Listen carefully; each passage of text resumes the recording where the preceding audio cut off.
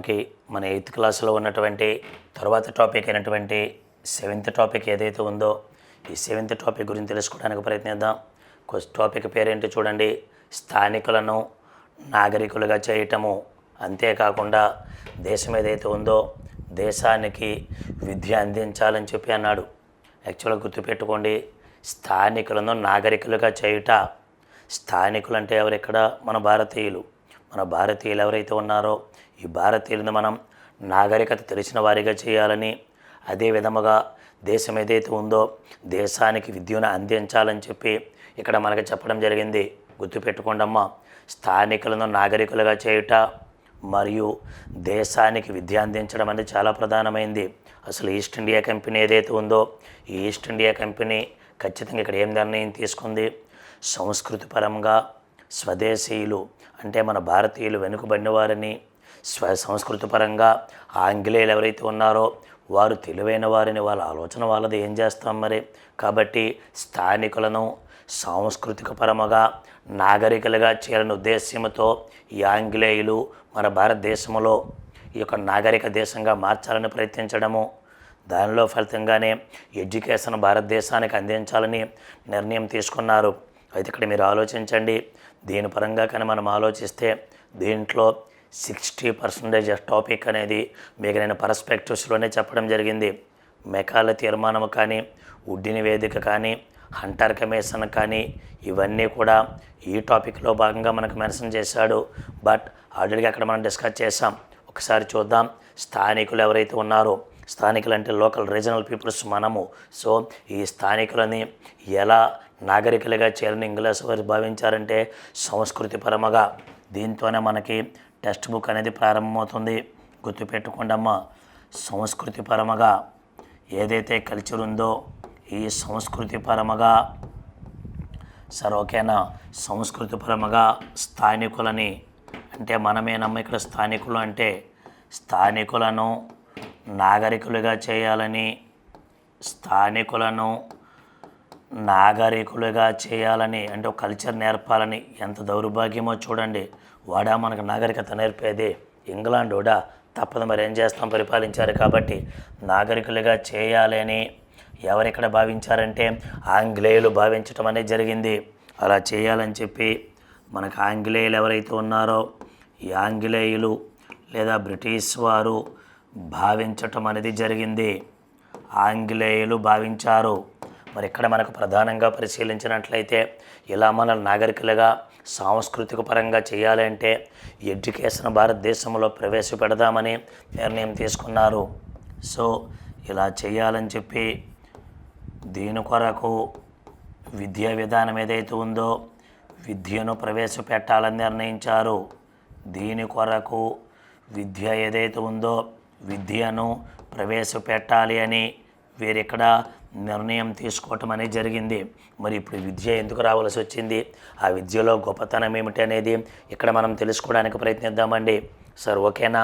అంటే కల్చర్ పరంగా మనం ఎవరైతే ఉన్నారో వీళ్ళు ఇక్కడ ఎలా డెవలప్ చేయాలని చూశారు ఏమిటి అనేది ఇక్కడ మనం చెప్పుకోవడానికి ప్రయత్నిద్దాం. మరి ఇక్కడ మనం చెప్పుకున్నట్లయితే ఇక్కడ వీళ్ళు అసలు బ్రిటిష్ వారి దృక్పథంలో విద్య అంటే ఏమిటి, ప్రాచ్యవాద విధానం అంటే ఏమిటనేది ఇక్కడ ఇవ్వటం జరిగింది. ఇక్కడ ముఖ్యంగా మనకు తీసుకుంటే ప్రాచ్యవాద సాంప్రదాయం ఎలా ఉండేది అనేది ముందు మనం పరిశీలిస్తే ఆ తర్వాత మిగతా దాని గురించి మనం డిస్కస్ చేద్దామండి.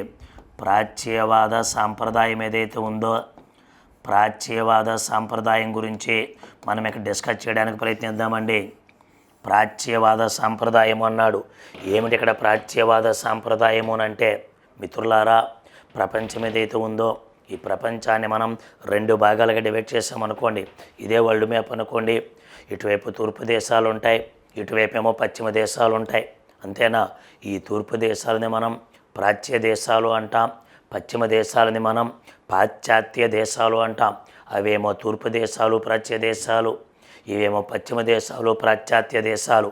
అంటే ఇంగ్లాండు, అమెరికా అవి పాశ్చాత్య దేశాలు, మన భారత్ లాంటి దేశాలు ప్రాచ్య దేశాలు. అంటే సంస్కృతానికి, అరబిక్కి, పారసీక భాషలకి ప్రాధాన్యత ఇచ్చినట్లయితే దాన్ని మనం ప్రాచ్యవాద సాంప్రదాయం అనే పేరుతో మనం పిలవటం జరుగుతుంది. Most important sir. ప్రాచ్యవాద సాంప్రదాయాన్ని భారతదేశంలో అనేక మంది మనకి అంగీకరించడం జరిగింది. అంటే ఇక్కడ ప్రాచ్యవాద సాంప్రదాయము అంటే సంస్కృతానికి, ఇది జాగ్రత్తగా తెలియాలి మనకి. అదేవిధంగా తీసుకుంటే పారసీక భాషకు అండ్ ఆఫ్టర్ మనం పరిశీలించినట్లయితే అరబిక్ లాంగ్వేజ్ ఏదైతే ఉందో అరబిక్ భాషలకు ప్రాధాన్యత ఇవ్వటము, అరబిక్ భాషలకు ప్రాధాన్యత ఇచ్చినట్లయితే దాన్ని మనం ప్రాచ్యవాద సాంప్రదాయం అనే పేరుతో మనం పిలవటం జరుగుతుంది. అంతేకాకుండా సాంస్కృతిక గ్రంథాలు కానీ, అంటే భారతదేశ సంస్కృతి, భారతదేశ ఆచార వ్యవహారాలు, భారతదేశ మత విషయాలు, మత సాంప్రదాయాలు ఇతరులకు కానీ మనం చెప్పినట్లయితే, ఇతరులకు కూడా ఈ విద్యా విధానాన్ని, భారతదేశం యొక్క కల్చర్ని ఇతరులకు మనం అలవాటు చేసినట్లయితే దాన్ని మనం ప్రాచ్యవాద సాంప్రదాయము, క్లాసిస్టిక్ సంప్రదాయం అనే పేరుతో మనం పిలవటం జరుగుతుంది. చాలా ఇంపార్టెంటు. ఈ ప్రాచ్యవాద సాంప్రదాయాన్ని కొంతమంది ఇంగ్లాండ్ వాళ్ళు సమర్థించారు.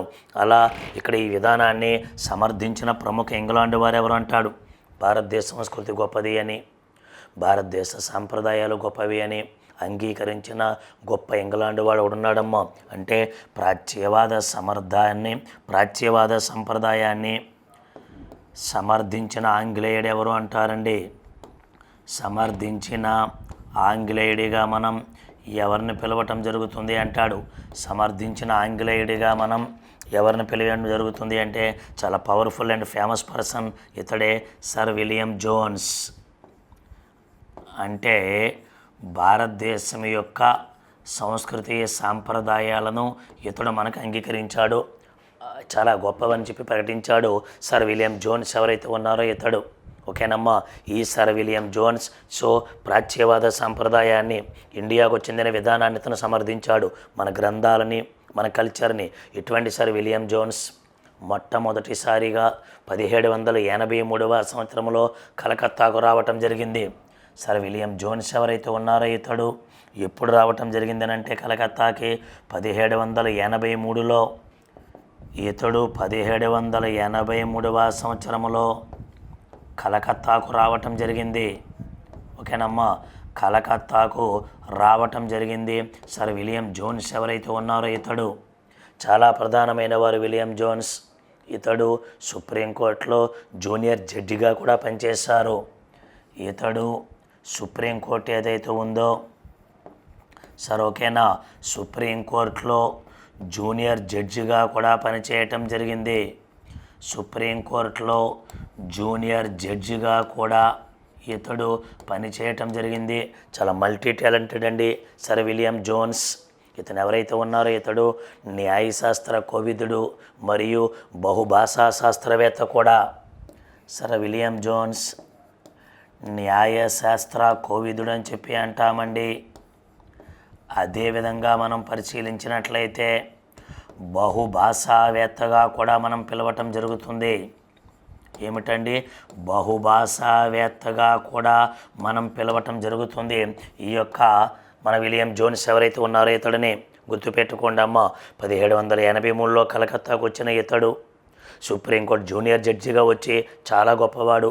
ఇతడికి అనేక లాంగ్వేజ్ల పట్ల ఒక అవగాహన ఉన్నది, ఆలోచన కూడా ఉన్నది.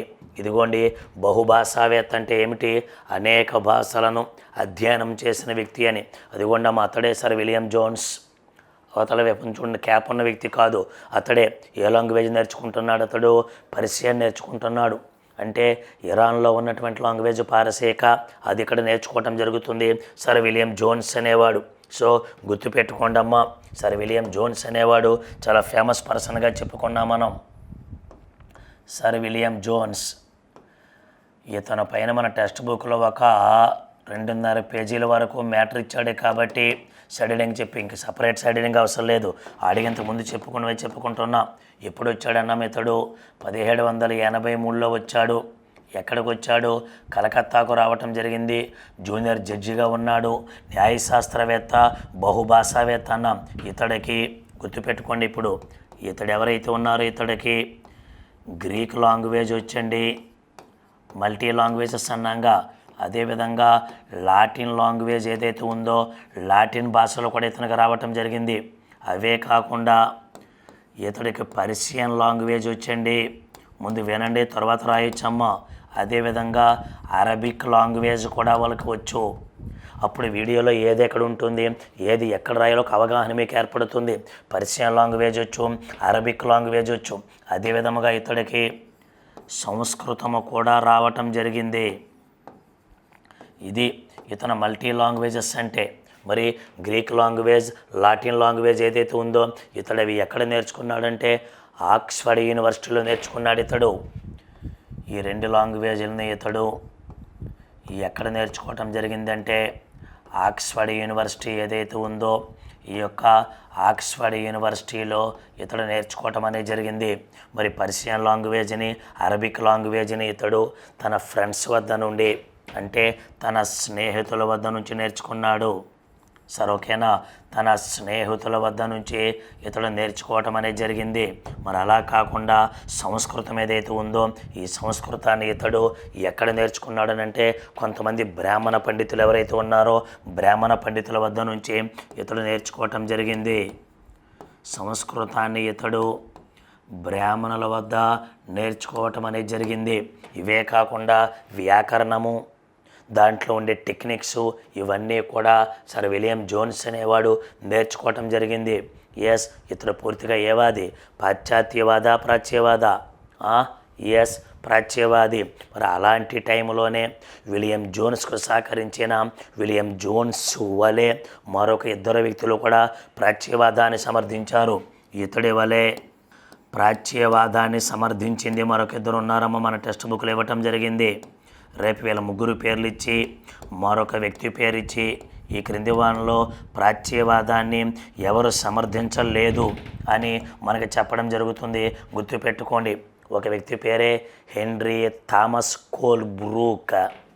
ఒక వ్యక్తి పేరే henry Thomas Colebrooke. Henry Thomas Colebrooke ఏమిటండి? కోల్బ్రూక్. ఇతడు కూడా ప్రాచ్యవాదాన్ని సమర్థించాడు. అంటే భారతదేశ గ్రంథాల పట్ల, భారతదేశ సంస్కృతి సాంప్రదాయాల పట్ల ఒక అవగాహన ఉంది. ఇతడితో పాటుగా ప్రాచ్యవాదాన్ని సమర్థించిన మరొక వ్యక్తి నథానియల్ హాల్వెడ్. ఇతడితో పాటుగా ప్రాచ్యవాదాన్ని సమర్థించిన మరొక వ్యక్తిగా మనం నథానియల్ హాల్వెడ్ ఎవరైతే ఉన్నారో ఈ నథానియల్ హాల్వెడ్ అని కూడా మనకు పిలవటం అనేది జరుగుతుంది. అంటే ఈ 3 వ్యక్తులు రేపు ఆప్షన్ ఇస్తాడు. Sir William Jones, Nathaniel Halhed, sir Thomas Colebrooke ఎవరో ఒక వ్యక్తిని యాడ్ చేసి, మనకు బొమ్మలు వేసిన వాళ్ళు, చిత్రాలు వేసిన వారు చాలా ఉన్నారు, ఎవరో ఒకరిని యాడ్ చేసి ఈ క్రింది వాణిలో ప్రాచ్యవాది ఎవరో కాదు అంటాడు. కాబట్టి చాలా కేర్ఫుల్. వీళ్ళందరి గురించి కూడా ఇక్కడ మనం తెలుసుకోవలసి ఉంటుంది. అదేవిధంగా తీసుకుంటే మరి ఎప్పుడైతే సర్ విలియం జోన్స్ ఉన్నాడో వీళ్ళిద్దరూ కూడా అలాగే సహకరించారో వీళ్ళందరూ కూడా భారతదేశం యొక్క సంస్కృతి పైన, భారత వారసత్వం పైన పరిశోధనలు చేశారు. భారతదేశం కల్చర్ అంత గొప్పగా ఎలా వచ్చింది, వీళ్ళ వారసత్వం ఏమిటి, వీళ్ళ ఆచార వ్యవహారాలు ఏమిటి, ఇవన్నీ గుర్తొచ్చినాయి. ఇవన్నీ కూడా వీళ్ళు పరిశోధన చేశారు. మోస్ట్ ఇంపార్టెంట్, ఈ పరిశోధనల వలన వీళ్ళిద్దరూ సర్ విలియం జోన్స్కి సహకరించారు. సహకరించడంతో ఓ గొప్ప సంస్థని విలియం జోన్స్ ఏర్పాటు చేశాడు. అదే ఏసియాటిక్ సొసైటీ. చాలా ప్రధానమైందమ్మా. ఇదిగోండమ్మా, సంస్థ పేరు లేదా సడేం పెట్టుకోండి. ఏ అన్నా ఆ అన్న ఒకటే, ప్రొనౌన్సియేషన్ తేడా అంతే. Asiatic society.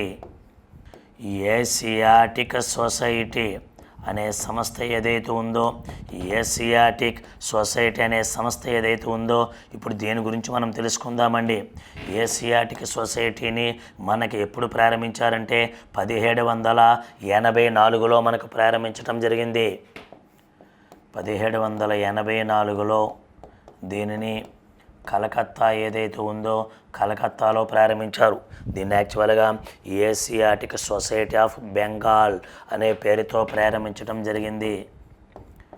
దీనిని Asiatic society of Bengal, society of Bengal అనే పేరుతో దీన్ని మనకి ప్రారంభించడం అనేది జరిగింది. ఇది ప్రధానంగా మరి దీనిలో ఎవరెవరు పాత్ర పోషించారు? ప్రధానమైన వ్యక్తి స్థాపకుడిగా అయితే విలియం జోన్స్ పేరు రాస్తామండి. ప్రధానమైన స్థాపకుడిగా మనం విలియం జోన్స్ రాస్తామండి. ఇతడితో పాటుగా కోల్బ్రూక్ పేరు రాయాలి. ఇతడితో పాటుగా నథానియల్ హాల్వెడ్ ఎవరైతే ఉన్నారో ఇతడి పేరు కూడా మనం రాయాల్సి వస్తుంది. మరి ఈ ఏసియాటిక్ సొసైటీ ఒక ప్రత్యేకమైనటువంటి పత్రికను కూడా ప్రచురించింది. సో ఈ యొక్క ఏసియాటిక్ సొసైటీ ప్రచారం చేసిన లేదా స్థాపించిన పత్రిక పేరే Asiatic research. Asiatic research Asiatic research అనే పేరుతో ఒక ప్రత్యేకమైనటువంటి పత్రికను కూడా ఈ యొక్క ఏసియాటిక్ సొసైటీ మనకు స్థాపించడం అనేది జరిగింది. సరే, ఓకేనా? ఇది పత్రిక. దీని గొప్పతన పరంగా మనం పరిశీలించినట్లయితే చాలా గొప్పవారు. ఈరోజు కాళిదాసు 7th క్లాస్లో మనం చూసుకున్నాం. కాళిదాసు రాసినటువంటి అనేక నాటకాలు, ముఖ్యంగా అభిజ్ఞాన శకుంతలాన్ని సంస్కృతం నుండి ఆంగ్లంలోకి మార్చారు.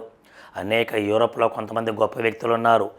వాళ్ళు రాసినటువంటి గ్రంథాలని లాటిన్లో రాసిన, గ్రీకులో రాసిన, ఆంగ్లంలో రాసిన ఆయా గ్రంథాలని సంస్కృతంలో, అరబిక్లో, పారసీక భాషలోనికి వీరు మార్చటం అనేది జరిగింది. Sir clear? ఇంత గొప్పది ఈ సంస్థ. ఈరోజు Indian culture, Indian tradition, Indian custom ఇతర దేశాల్లో అంత గొప్పగా ఉంది అంటే దానికి కారణముగా ఈ సంస్థను చెప్పడంలో ఎటువంటి సందేహము లేదు మిత్రులారా.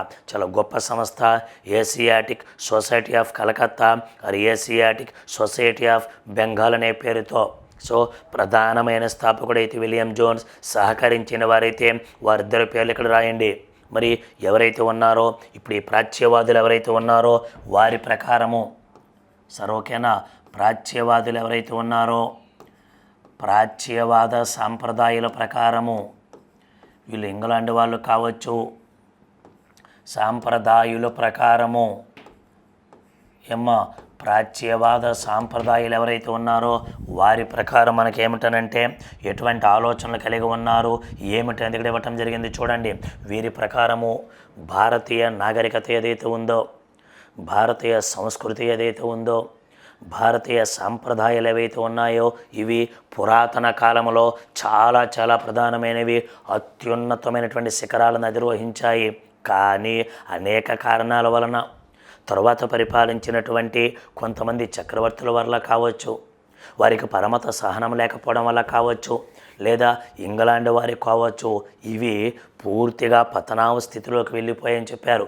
ఇండియా తక్కువదేం కాదు, ఇండియా కల్చర్ గొప్పదని చెప్పారు వీళ్ళు. సో కాబట్టి అంటే వాళ్ళ ముగ్గురు పేర్లు రాయొచ్చు మనం, లేదా దీనిని సమర్థించిన వారి పేరు రాయొచ్చు. భారత నాగరికత పురాతన కాలంలో అత్యున్నతమైనటువంటి వైభవ శిఖరాలను అధిరోహించిందని చెప్పారు. స్టేట్మెంట్ మాత్రం జాగ్రత్త. భారత నాగరికత ఏదైతే ఉందో ఇది భారత నాగరికత ప్రాచీన కాలంలో లేదా పురాతన కాలం ఏదైతే ఉందో పురాతన కాలంలో అత్యున్నతముగా ఉండేది. అంటే ఇక భారతదేశ నాగరికతను తీయడానికి ఎవరూ కూడా భారత నాగరికత గురించి మాట్లాడటానికి అర్హత లేదు అన్నాడు. అయితే ఆ తర్వాత కొన్ని కారణాల వల్ల ఇది క్రమేపీ క్షీణించింది. తర్వాత క్రమేపీ ఈ నాగరికత క్షీణించింది అని మనకి చెప్పడం అనేది జరిగింది. ఇది ప్రధానంగా తీసుకుంటే ప్రాచ్యవాద సాంప్రదాయాలు భారతదేశ నాగరికత పైన ఇచ్చినటువంటి ఒక అవగాహన ఏదైతే ఉందో ఇది. భారతదేశంలో ఆధ్యాత్మిక గ్రంథాలు, న్యాయశాస్త్ర గ్రంథాలు చాలా ప్రధానమైనవి. ఇవి దేశ అభివృద్ధికి ఖచ్చితంగా ఒకప్పుడు పాటుపడ్డాయి, భవిష్యత్తులో కూడా పాటుపడతాయని ఈ ప్రాచ్యవాద సాంప్రదాయాలు మనకు చెప్పడం జరిగింది. భారతదేశం యొక్క ఆధ్యాత్మిక గ్రంథాలు కావచ్చు, న్యాయశాస్త్ర గ్రంథాలు కావచ్చు, ఇలా ఏవైనా సరే అంటే దేశ కల్చర్ని తెలియజేసే ప్రధానమైన గ్రంథాలు ఆధ్యాత్మిక న్యాయశాస్త్ర గ్రంథాలు ఏవైతే ఉన్నాయో ఇవి దేశ అభివృద్ధికి ఒక పునాది లాంటివి. మన ఇంటికి పునాది ఎలాంటివో ఈ బుక్స్ అంత ఫేమస్ అన్నారు వీళ్ళు. ఆధ్యాత్మిక న్యాయశాస్త్ర గ్రంథాలు భారతదేశ అభివృద్ధికి సరే ఓకేనా, భారతదేశ అభివృద్ధికి పునాది లాంటివి, భారతదేశ అభివృద్ధికి పునాది లాంటివి అని వీరు మనకు చెప్పడం అనేది జరిగింది. ఇది ఒకటి ప్రాచ్య సాంప్రదాయవాదులు ఇచ్చినటువంటి ఒక గొప్ప ప్రత్యేకమైనటువంటి విషయము. ఇది ప్రధానంగా తీసుకుంటే అంటే భారతదేశ కల్చర్ అనగానే మీకు ఏసియాటిక్ సొసైటీ ఆఫ్ బెంగాల్ కానీ, సర్ విలియం జోన్స్ కానీ, కోల్ బ్రూక్ కానీ, నథానియల్ హాల్వెడ్ కానీ, ఈ ప్రాచ్య సాంప్రదాయవాదులు కానీ గుర్తు రావాలి. అదే విధముగా పేరు వినే ఉండాలి వారన్ హేస్టింగ్స్ అని. ఆ వారన్ హేస్టింగ్స్ కూడా కొంతవరకు అంటే మిగతా వారంతా ఇబ్బంది కాకపోయినా కొంతవరకు ఆయన కూడా ఇక్కడ కొన్ని విధానాలని ప్రవేశపెట్టడానికి ఇంట్రెస్ట్ చూపించాడు. మరి ఇలాంటి కాలంలోనే గుర్తుపెట్టుకోండి అమ్మా, ఇది ప్రాచ్యవాద సాంప్రదాయము అంటే. మరి ఇలాంటి కాలంలోనే మనకి 1781వ సంవత్సరంలో సార్ వింటున్నారా, 1781లో కలకత్తా ఏదైతే ఉందో కలకత్తాలో ఒక మదరసాను ప్రారంభించడం జరిగింది. 1781లో కలకత్తాలో ఒక మదరసా ఏదైతే ఉందో మదరసాను ప్రారంభించడం జరిగింది. మదరసా మనకి ఎప్పుడు ప్రారంభించబడింది అంటే 1781లో కలకత్తాలో ప్రారంభించడం జరిగింది. ఏంటి మదరసా అంటే అడిగే పర్స్పెక్టివ్ చెప్పేటప్పుడు చెప్పాను. ఇస్లామిక్ విద్యా విధానంలో మక్తబ్, మదరసా, మదరసా ఐలా, కార్ఖానా అనే 4 విద్యా సంస్థలు ఉంటాయి. అలా మనకు మదరసా అంటే ఇస్లామిక్ విద్యా విధానంలో ఉన్నటువంటి ఒక ప్రత్యేకమైనటువంటి ఎడ్యుకేషన్ ఆర్గనైజేషన్. మరి ఇదే కాకుండా 1791లో ఇయర్స్ మాత్రం చాలా జాగ్రత్త, బెనారస్ అంటాంగా అదేనండి వారణాసి పరిసర ప్రాంతాలు ఉత్తరప్రదేశ్, ఈ బెనారస్లో కూడా మనకి సంస్కృతంలో బోధించినటువంటి హిందూ కాలేజీని ప్రారంభించారు. బెనారస్ ఏదైతే ఉందో బెనారస్లో ఒక హిందీ కాలేజీ ఏదైతే ఉందో ఈ హిందూ కాలేజీని ప్రారంభించారు. దేనిని సార్ అంటే సంస్కృత అధ్యయనాన్ని ప్రోత్సహించటానికి.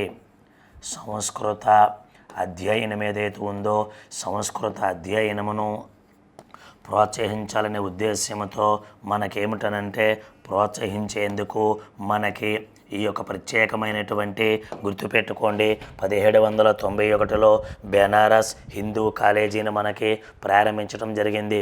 1781లో మదరసా కావచ్చు, 1791లో బెనారస్ అండ్ ఉత్తరప్రదేశ్ అది బెంగాల్ హిందూ కాలేజీని కూడా మనకు ప్రారంభించడం జరిగింది. సరే ఓకేనా. ఈ విధముగా ప్రాచ్యవాదులు ఎవరైతే ఉన్నారో ఆ ప్రాచ్యవాదుల వలన కొంతవరకు సంస్కృతం ఇవన్నీ అభివృద్ధి చెందాయి. అయితే ఇక్కడే మన టెక్స్ట్ బుక్లో కొన్ని ఇమేజ్లు కూడా ఇవ్వటం జరిగింది కదమ్మా, ఒక్కసారి చూడండి. అడిగా మనం చెప్పుకున్నాం మిస్ అవ్వకూడదని, బహుభాషావేత్త అంటే ఎవరో చెప్పుకున్నాం. ఇదిగోండి ఇతడే సర్ విలియం జోన్స్. ఇక్కడ పారసీకం అనేది నేర్చుకుంటున్నాడు. పర్షియన్ ఎవరి దగ్గర నుంచి నేర్చుకున్నాడు? ఫ్రెండ్స్ దగ్గర నుంచి నేర్చుకున్నాడు కదా. ఇదిగోండి అమ్మ ఫ్రెండ్. మరి అదేవిధంగా తీసుకుంటే అతడు తర్వాత మనకిచ్చిన మరొక పిక్చర్ చూడండి అమ్మ. ఇదిగోండి తర్వాత థామస్ కోల్ బ్రూక్ అన్నాం కదా, వారిని మనకి సర్ విలియం జోన్స్తో పాటుగా ఇదిగోండి అమ్మ హెన్రీ థామస్ కోల్ బ్రూక్. తర్వాత చదవ చెప్పింది వినాలమ్మా. ఇదిగోండి కోల్ బ్రూక్ ఎవరితడు? ఒక ప్రత్యేకమైనటువంటి ప్రాచీన కాలంలో ఉండే ఒక ప్రాచ్య సంప్రదాయవాది. సో ఇతడు పురాతన ఆధ్యాత్మిక సాహిత్యములో మరియు సంస్కృతములో కూడా గొప్ప పండితుడిగా మనకు పిలవటం జరుగుతుంది. ఓకేనమ్మా, గొప్ప పండితుడిగా పేరుగాంచాడు. పురాతన ఆధ్యాత్మిక సాహిత్యంలో ప్రధానమైన వ్యక్తి. ఇప్పుడే చెప్పుకున్నాను చూడండి, కలకత్తాలో మదరసా అని చెప్పాము కదా. 1781లో విద్యను అభ్యసించే ప్రదేశాన్ని తెలిపే ఒక అరబిక్ భాషా పదము. అంటే మదరసా అంటే ఒక అరబిక్ భాషా పదము. అంటే ముస్లింల యొక్క పాఠశాల లేదా ముస్లింల యొక్క కళాశాలని మనం మదరసా అనే పేరుతో ఇక్కడ పిలవటం అనేది జరుగుతుంది. మరి అదే విధముగా ఇక్కడ మరొక చిత్రం తీర్చాడు. ఎక్స్ట్రాడినరీ పిక్చర్ ఇది, కరెక్ట్గా ఆలోచించండి. 1830లో సార్ చాలా కేర్ఫుల్ ఇది. 1830లో రిచర్డ్ వెస్ట్ మాకోట్ ఎవరు? రిచర్డ్ వెస్ట్ మాకోట్ చే స్థాపించబడిన వారన్ హేస్టింగ్స్ స్మారక చిహ్నము. మీరు ఇక్కడ హెడ్డింగ్ పెట్టుకునేటప్పుడు ఏమైనా హెడ్డింగ్ పెడతారంటే వారన్ హేస్టింగ్స్ స్మారక చిహ్నం అని హెడ్డింగ్ పెట్టుకోండి. వారన్ హేస్టింగ్స్ స్మారక చిహ్నము, వారన్ హేస్టింగ్స్ స్మారక చిహ్నం అని చెప్పి ఇక్కడ మనం హెడ్డింగ్ పెట్టుకోవడం జరుగుతుంది. దీనిలో ఇప్పుడు మ్యాటర్ రాసుకోవాలి మీరు. దీంట్లో ఫస్ట్ పాయింట్గా ఏం చెప్పాం చూడండి. 1830వ సంవత్సరంలో రిచర్డ్ వెస్ట్ మాకోట్ ఈ యొక్క వారన్ హేస్టింగ్స్ స్మారక చిహ్నాన్ని ప్రారంభించారు. ఇది ప్రజెంట్ ఎక్కడ ఉంది అంటే కలకత్తా ఏదైతే ఉందో కలకత్తాలో విక్టోరియా మెమోరియల్లో ఉన్నది. ఎక్కడండి? విక్టోరియా మెమోరియల్ ఎక్కడుంది అంటే కలకత్తా. ఇది ఏమిటి ఉంది అక్కడ? వారన్ హేస్టింగ్స్ యొక్క స్మారక చిహ్నం ఉంది. చూడండి, భారతదేశంలో బ్రిటిష్ వారి అధికారం గురించి ప్రాచ్యవాదులు ఎలా భావించేవారు అనేది ఈ చిత్రం సూచిస్తుంది. మన వాళ్ళు ఇక్కడ ఔత్సాహిక ప్రోత్సాహకుడైన వారన్ హేస్టింగ్స్ యొక్క గొప్ప విగ్రహాన్ని మీరు గమనించవచ్చు. ఇదిగోండి అమ్మ, ఇతడే. అడిగి మీకు చెప్పుకున్నా, ఇతడు కూడా కొంతవరకు ప్రాచ్యవాదం మీద అభిమానం ఉన్నవాడిని. ఇది ఒకవైపు నిలబడిన పండితుడికి, ఇదిగోండమ్మ, మరొక వైపు కూర్చున్న మున్షీకి మధ్యలో ఉన్నది. మిత్రులారా, పండితుడంటే హిందూ మతానికి చెందినవాడు, మున్షీ అంటే ఇస్లాం మతానికి చెందినవాడు. ఇద్దరికి మధ్యలో అటు ఇస్లాం మతం ఇటు హిందూ మతం మధ్యలో ఆయన నిలబడ్డాడు ఉంది. ఇక్కడ హేస్టింగ్స్ ఇతర ప్రాచ్యవాదులకు స్థానిక భాషలు బోధించటానికి, స్థానిక ఆచారాలు చట్టాల గురించి చెప్పటానికి, పురాతన గ్రంథాలను అనువదించటానికి, వాటిని అర్థం చేసుకోవటంలో సహాయం చేయటానికి భారతీయ పండితులు అవసరమయ్యారు. హేస్టింగ్స్ కలకత్తాలో మదరసా స్థాపించడానికి చొరవ తీసుకున్నాడు. మీకు అడిగే చెప్పాను, దేశంలో పురాతన ఆచారాలు, ప్రాచ్య విద్యా విధానము, భారతదేశంలో బ్రిటిష్ పాలనకు ఆధారము కావాలని ఈ వారన్ హేస్టింగ్స్ ఎవరైతే ఉన్నారో ఇతరులు మనకు నమ్మటం అనేది జరిగింది. Sir clear? ఇది ఇక్కడ మీకు ప్రధానంగా పరిశీలిస్తే ఈ చిత్రంలో దాన్ని ఎవరు వేశారు, దాని గొప్పతనం ఏమిటి అనేది ఇక్కడ మీరు తెలుసుకోవడానికి ప్రయత్నించండి. ఇదిగోండమ్మ, ప్రాచ్యవాదులు అంటే ఎవరు ఏమిటి ఇచ్చాడు. ప్రాచ్యవాదులు అంటే ఎవరని చెప్పాం? ఆసియా భాష సంస్కృతునందు పాండిత్యం ఉన్నవారిని ప్రాచ్యవాదులు అంటారు. ఎస్, మున్షి ఇప్పుడు కూర్చున్న వ్యక్తి పర్షియన్ చదవగల, రాయగల, బోధించే వ్యక్తిని మున్షి అంటారు. చాలా కేర్ఫుల్ స్టేట్మెంటు. మున్షి అనగా పర్షియన్ లాంగ్వేజ్ని చదవడము అదేవిధంగా రాయడము కలిగినటువంటి వ్యక్తి ఎవరైతే ఉన్నారో అతడిని మనం మున్షి అనే పేరుతో పిలవటం జరిగింది. నెక్స్ట్, స్థానిక భాష అంటే అర్థం ఏమిటి? సాధారణముగా ప్రామాణిక భాషకు భిన్నముగా స్థానిక ప్రజలు మాట్లాడే భాషను లేదా మాండలికాన్ని సూచిస్తుంది. భారతదేశం లాంటి వలస దేశాలలో రోజువారీ మాట్లాడే స్థానిక భాషలకు బ్రిటిష్ అధికారులు మాట్లాడే భాష గల వ్యత్యాసాన్ని తెలియజేయడానికి బ్రిటిష్ వారు ఈ స్థానిక భాష అనే పదం ఏదైతే ఉందో దీన్ని మనకి ఉపయోగించడం అనేది జరిగింది. ఎస్ ఫ్రెండ్స్, గుర్తుపెట్టుకోండమ్మా, ఇదేమిటి, దానికి సంబంధించి ఎటువంటి మ్యాటర్ జరిగింది అనేది ఇక్కడ మనం చెప్పుకోవటం జరిగింది. మరి అదేవిధంగా ఇక్కడ మనం పరిశీలించినట్లయితే ఇప్పుడు మనకి మన ప్రాచ్యవాదులు ఎవరైతే ఉన్నారో ఈ ప్రాచ్యవాదులు అనేవారు కొన్ని భయంకరమైన తప్పులు చేశారు. అవి ఏమిటి అనేది ఇక్కడ మనం చెప్పుకోవడానికి ప్రయత్నిద్దామండి.